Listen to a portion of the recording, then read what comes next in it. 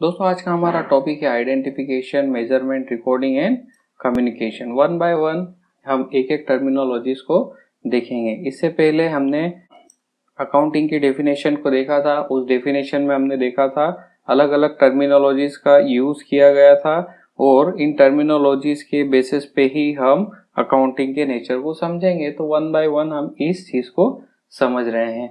सो इसी कड़ी में हमारा अगला पॉइंट है identification, measurement, recording and communication. इससे पहले जो पॉइंट था वो था इकोनॉमिक इवेंट्स को, जो हम पिछले वीडियो में कवर कर चुके हैं। तो चलिए शुरू करते हैं कि क्या मतलब होता है identification, measurement, recording and communication का हमारी अकाउंटिंग में। सबसे पहली चीज आ जाती है आइडेंटिफिकेशन। आइडेंटिफिकेशन क्या होता है? It means determining what transactions to record, that is to identity event which are to be recorded. Identification में हम इस चीज को डिटरमाइन करते हैं कि किस ट्रांजेक्शन को आपको अपनी बुक में रिकॉर्ड करना है। उसकी पहचान की जाती है, उसकी आइडेंटिफाई किया जाता है उस ट्रांजेक्शन को कि कौन सा ट्रांजेक्शन आपको अकाउंट की बुक में रिकॉर्ड करना है। क्योंकि बहुत सारी एक्टिविटीज हमारी बिजनेस में और ऑर्गेनाइजेशन में होती रहती है, तो ये पहचानना थोड़ा सा मुश्किल हो जाता है कि किस एक्टिविटी को हमें अपनी अकाउंटिंग बुक में रिकॉर्ड करना है। तो आइडेंटिफिकेशन में हम ये देखते हैं कि जो भी इकोनॉमिक इवेंट या फिर जो भी ट्रांजैक्शंस बिजनेस में हो रहे हैं या जो भी इवेंट बिजनेस में हो रहे हैं वो फाइनेंशियल नेचर के हैं या नहीं है। अगर वो फाइनेंशियल नेचर के हैं तो उसे हम अपनी बुक में रिकॉर्ड करेंगे। अगर वो फाइनेंशियल नेचर का नहीं है तो उसे हम अपनी बुक में रिकॉर्ड नहीं करेंगे। सो मेनली यही चीज हमको आइडेंटिफाई करना होती है किसी भी ट्रांजेक्शन को या इवेंट को रिकॉर्ड करने के लिए कि वो रिकॉर्ड या ट्रांजेक्शन एक इकोनॉमिक इवेंट है कि नहीं। इकोनॉमिक इवेंट, कोई भी ट्रांजेक्शन या इवेंट तभी होगा जब वो फाइनेंशियल नेचर का होगा, फाइनेंशियल कैरेक्टर का होगा। मीन्स आप उस इवेंट को या फिर उस ट्रांजेक्शन को आप मनी के टर्म्स में मेजर कर सकते हो, तो वो एक फाइनेंशियल नेचर का इवेंट होगा। सो उसी को हम रिकॉर्ड करेंगे, उसी को हमें आइडेंटिफाई करना है। सो इसलिए पहले हम बिजनेस ट्रांजेक्शन्स और इकोनॉमिक इवेंट्स को इवेल्युएट करते हैं और फिर डिसाइड करते हैं कि उन ट्रांजेक्शन्स को बुक में लिखना है या नहीं लिखना है। उस अकाउंट बुक में इन ट्रांजेक्शन्स को लिखना या नहीं लिखना है। पहले हम इन्हें इवेल्युएट करते हैं कि ये फाइनेंशियल कैरेक्टर के हैं या नहीं, फाइनेंशियल नेचर के हैं या नहीं, इकोनॉमिक इवेंट है या नहीं, मनी का उसमें इन्वॉल्वमेंट है या नहीं, मनी के टर्म्स में आप उसे मेजर कर सकते हो या नहीं कर सकते हो। उसी के बेसिस पे हम उसे बुक में लिखेंगे, अकाउंटिंग के बुक में लिखेंगे। तो यही चीज हमें यहाँ पे आइडेंटिफाई करनी होती है। जैसे एग्जाम्पल के तौर पर यहाँ पर दिया गया है कि अगर ह्यूमन रिसोर्स डिपार्टमेंट अगर अपनी मैनेजरियल पॉलिसीज में चेंज करता है, मीन्स जिस भी पर्सन को हायर करने वाले हैं तो हायर करने से पहले जिन पॉलिसीज को फॉलो करते हैं उन पॉलिसीज को या अपॉइंटमेंट की पॉलिसीज को या पर्सनल की पॉलिसीज को अगर ह्यूमन रिसोर्स डिपार्टमेंट चेंज करता है तो ये एक बहुत ही इंपॉर्टेंट एस्पेक्ट है हमारे बिजनेस का। बट इस चीज को हम अपनी बुक में रिकॉर्ड नहीं करेंगे क्योंकि यहाँ पर कोई भी मॉनिटरी हमें टर्म दिखाई नहीं दे रही है, ये फाइनेंशियल नेचर का नहीं है, इसलिए हम इसे अपनी बुक में रिकॉर्ड नहीं करेंगे। वहीं अगर कंपनी कुछ सेल या परचेस करती है तो उसमें मनी का इन्वॉल्वमेंट होता है, वो एक इकोनॉमिक इवेंट होगा, तो उसे हमें अपनी अकाउंटिंग बुक में लिखना होता है। वैसे ही जैसे अगर हम सेल या परचेस करते हैं कैश में या क्रेडिट में तो भी हमें उसे लिखना पड़ेगा। या फिर अगर हम अपने एम्प्लॉयज को सैलरी पे करते हैं तो भी हम उसे अपनी अकाउंट की बुक में रिकॉर्ड करेंगे। तो दोस्तों ये हो गया आइडेंटिफिकेशन। अब हम देखेंगे मेजरमेंट। आई होप आपको आइडेंटिफिकेशन समझ में आ गया होगा। तो चलिए दोस्तों अब मेजरमेंट को समझते हैं कि मेजरमेंट का मीनिंग क्या होगा। मेजरमेंट का मीनिंग है quantification of business transaction. Business transaction को क्वांटिफाई करना, मीन्स उसे क्वांटिटी के फॉर्म में लेकर आना। और दोस्तों आपको पता है किसी भी चीज की क्वांटिटी को हमें शो करना है तो उसके लिए हमें एक यूनिट चाहिए होती है। तो यहाँ पर हम मॉनेटरी यूनिट का यूज करेंगे। ये एक फाइनेंशियल टर्म है जिससे हम किसी भी बिजनेस ट्रांजेक्शन को क्वांटिफाई कर सकते हैं।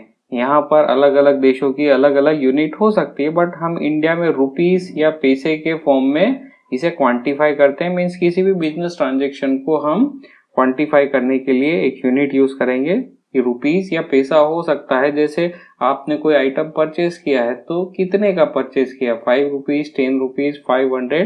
तो यहाँ पर हम क्वांटिफिकेशन मीन्स मेजरमेंट का मतलब है क्वांटिफिकेशन करना, क्वांटिटी को शो करना कि अगर ये एक बिजनेस ट्रांजेक्शन है तो इसकी क्वांटिटी कितनी है, इसके साथ कितना मॉनेटरी अमाउंट जुड़ा हुआ है, इस चीज को मेजर करना। उसी चीज को मेजर करने के बाद आप उस चीज को अपनी या फिर उस ट्रांजेक्शन को अपनी अकाउंट बुक में एंट्री करोगे। और अगर किसी ट्रांजेक्शन को आप क्वांटिफाई नहीं कर सकते, मींस मॉनेटरी टर्म में अगर किसी भी इवेंट को या फिर किसी भी बिजनेस ट्रांजेक्शन को क्वांटिफाई नहीं कर सकते, तो आप उसे अपनी फाइनेंशियल अकाउंट में नहीं कंसीडर कर पाओगे। मींस आप उसे अपने फाइनेंशियल अकाउंट में उसकी रिकॉर्डिंग नहीं कर पाओगे, उसे अपनी बुक में नहीं लिख पाओगे, क्योंकि उसके साथ किसी भी प्रकार की क्वांटिटी एसोसिएट नहीं है। मींस वो मॉनेटरी टर्म्स में आप उसे एक्सप्रेस नहीं कर पा रहे हो। इसीलिए जब आप एक मैनेजिंग डायरेक्टर अपॉइंट करते हो या फिर अपने कॉन्ट्रैक्ट्स को बनाते हो, कॉन्ट्रैक्ट्स में चेंजेस करते हो, या फिर किसी पर्सनल को हायर करते हो, एम्प्लॉय को हायर या फायर करते हो, तो वो सारे चेंजेस भी आप अपने अकाउंट की बुक्स में नहीं लिख पाते हो। इसका कारण यही है क्योंकि उन्हीं चीज को, उन ट्रांजेक्शन्स को हम, उन इवेंट्स को हम क्वांटिफाई नहीं कर पा रहे हैं मॉनेटरी टर्म्स में। तो यहाँ पे मेजरमेंट का पार्ट खत्म हो जाता है। आई होप आपको मेजरमेंट समझ में आ गया होगा। अकाउंटिंग में पहले हम ट्रांजेक्शन्स को आइडेंटिफाई करते हैं, फिर उसे मेजर करते हैं। आइडेंटिफिकेशन में हम ये देखते हैं कि जो ट्रांजेक्शन है वो फाइनेंशियल नेचर का है या नहीं। फाइनेंशियल नेचर का है तो हम उसे मॉनेटरी टर्म में एक्सप्रेस कर सकते हैं, मींस उसे हम मॉनेटरी टर्म में लिख सकते हैं, रुपीज या फिर पैसे के फॉर्म में लिख सकते हैं। और फिर हम ये देखते हैं कि कितने पैसे या फिर कितना मॉनेटरी यूनिट उससे एसोसिएट है।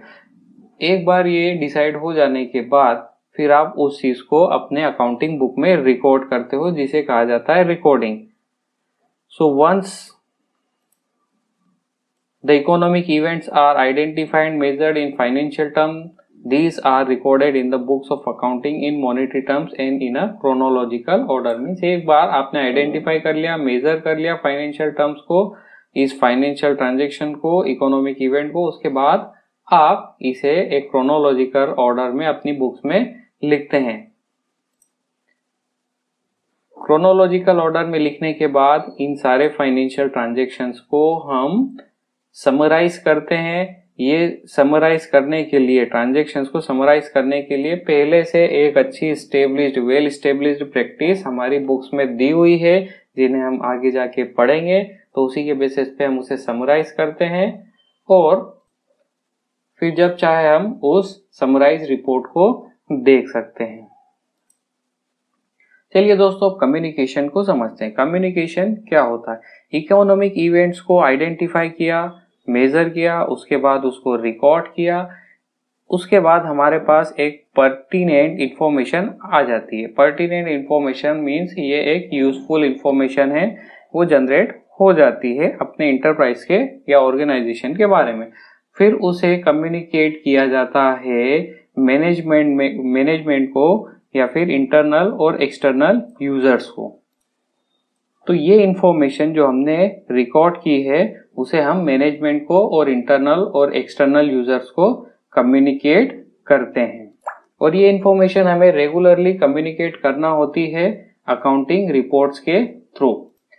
और ये इंफॉर्मेशन इंटरेस्टेड यूजर्स को प्रोवाइड की जाती है और ये सारी इंफॉर्मेशन रिपोर्ट्स के फॉर्म में इंटरेस्टेड यूजर्स को प्रोवाइड की जाती है। अब ये यूजर कोई भी हो सकता है, ये हो सकता है वो यूजर हो जो कि कंपनी की फाइनेंशियल परफॉर्मेंस को एसेस करना चाहता हो, या फिर कंपनी या एंटरप्राइज की पोजीशन को देखना चाहता हो, या फिर ये यूजर वो हो सकता है जो कि बिजनेस एक्टिविटीज को प्लान और कंट्रोल करने से रिलेटेड डिसीजन लेता हो टाइम टू टाइम।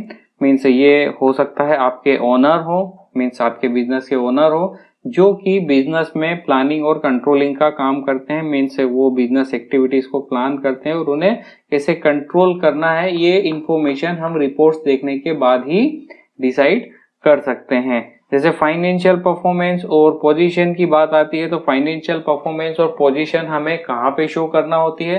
नॉर्मली जब हम बैंक्स में जाते हैं लोन लेने के लिए अपने ऑर्गेनाइजेशन के लिए, तो बैंक में हमें अपने बिजनेस की फाइनेंशियल परफॉर्मेंस और उसकी पोजीशन के बारे में बताना होता है। बैंक उस चीज को एनालिसिस करती है और उसके बेसिस पे ही आपको लोन प्रोवाइड करती है। और जब भी आप अपने ऑर्गेनाइजेशन के लिए लोन लेने बैंक के पास जाओगे तो बैंक आपसे इसी रिपोर्ट्स के बारे में पूछेगी और आपको ये रिपोर्ट्स उन्हें बताना होगी। तो कम्युनिकेशन एक बहुत ही इंपॉर्टेंट पार्ट है हमारे बिजनेस के लिए। अकाउंटिंग इंफॉर्मेशन को कम्युनिकेट करके हम अपने बिजनेस को बहुत आगे बढ़ा सकते हैं। दोस्तों, अकाउंटिंग इंफॉर्मेशन सिस्टम को इस तरीके से डिजाइन किया जाता है कि राइट इंफॉर्मेशन राइट पर्सन को राइट टाइम पर कम्युनिकेट हो सके। अकाउंटिंग रिपोर्ट्स या फाइनेंशियल रिपोर्ट जो कि एक अकाउंटेंट द्वारा बनाई जाती है वो डेली भी हो सकती है, वीकली भी हो सकती है, मंथली भी हो सकती है, क्वार्टरली भी हो सकती है, एनुअली भी हो सकती है। ये डिपेंड करता है कि यूजर की नीड क्या है। कोई ऐसा ऑर्गेनाइजेशन भी हो सकता है जिसे डेली बेसिस पे अपने इनकम एक्सपेंडिचर को असेस करना होता है, कहीं पे मंथली बेसिस पे करते हैं, कहीं पे क्वार्टरली बेसिस पे करते हैं। तो ऐसी सिचुएशंस होती है, ऐसी नीड्स होती है किसी किसी ऑर्गेनाइजेशन की, तो ये रिपोर्ट्स यूजर की नीड के अकॉर्डिंग बनाई जाती है। और दोस्तों, कम्युनिकेशन की इस प्रोसेस का सबसे इंपॉर्टेंट एलिमेंट होता है अकाउंटेंट की एबिलिटी। एक अच्छा अकाउंटेंट ही रिलेवेंट इंफॉर्मेशन को पूरी इफिशिएंसी के साथ प्रेजेंट कर सकता है। तो दोस्तों, आज के वीडियो के लिए बस इतना ही। आई होप आपको ये चारों टर्मिनोलॉजी समझ में आ गई होगी। आइडेंटिफिकेशन क्या होता है, मेजरमेंट क्या होता है, रिकॉर्डिंग क्या होता है और कम्युनिकेशन क्या होता है। थोड़ा सा ब्रीफ हम इसका देख लेते हैं। आइडेंटिफिकेशन मीन्स आप आइडेंटिफाई करते हैं कि ट्रांजैक्शन किस टाइप का है, इकोनॉमिक इवेंट है या नहीं है। जो भी बिजनेस ट्रांजैक्शन हो रहे हैं उसमें मॉनिटरी टर्म एक्सप्लिसिट हो रही है या नहीं, उसे मॉनिटरी टर्म में एक्सप्लिसिट किया जा सकता है या नहीं। एक बार ये डिसाइड कर लिया जाए कि जो ट्रांजैक्शन है वो मॉनेटरी ट्रांजैक्शन है, फाइनेंशियल कैरेक्टर का ट्रांजैक्शन है, फाइनेंशियल नेचर का ट्रांजैक्शन है, तो वो इकोनॉमिक ट्रांजैक्शन है। फिर ये देखा जाता है कि हम उसे कैसे मेजर कर सकते हैं। मींस मॉनेटरी टर्म में अगर हम उसे एक्सप्रेस कर सकते हैं तो कितना अमाउंट उसके साथ जुड़ा हुआ है, वो मेजरमेंट का पार्ट होता है। मींस उसमें हम ट्रांजैक्शन को क्वांटिफाई करते हैं। फिर हम देखते हैं रिकॉर्डिंग को। तो जब आइडेंटिफाई हो जाता है कि ये ट्रांजैक्शन इकोनॉमिक इवेंट है, मनी की टर्म में एक्सप्रेस किया जा सकता है, फिर उसे मेजर करते हैं मनी की टर्म्स में कि उससे कितनी मनी या कितना अमाउंट जुड़ा हुआ है। फिर उसे रिकॉर्ड किया जाता है अपनी बुक्स में। रिकॉर्ड करने के बाद उसे एक प्रॉपर मैनर में समराइज किया जाता है और समराइज करने के बाद हम उसे कम्युनिकेट करते हैं इंटरेस्टेड यूजर को उसके नीड के अकॉर्डिंग। वो यूजर इंटरनल भी हो सकता है, एक्सटर्नल भी हो सकता है। एक्सटर्नल यूजर में आपकी गवर्नमेंट आ सकती है और शेयर होल्डर्स आ सकते हैं या फिर इन्वेस्टर आ सकते हैं जिन्होंने उस बिजनेस में पैसा लगाया। और इंटरनल यूजर में आपके ओनर्स आ सकते हैं, मैनेजिंग कमेटी के लोग आ सकते हैं, बोर्ड ऑफ डायरेक्टर आ सकते हैं, आपके एम्प्लॉयज आ सकते हैं।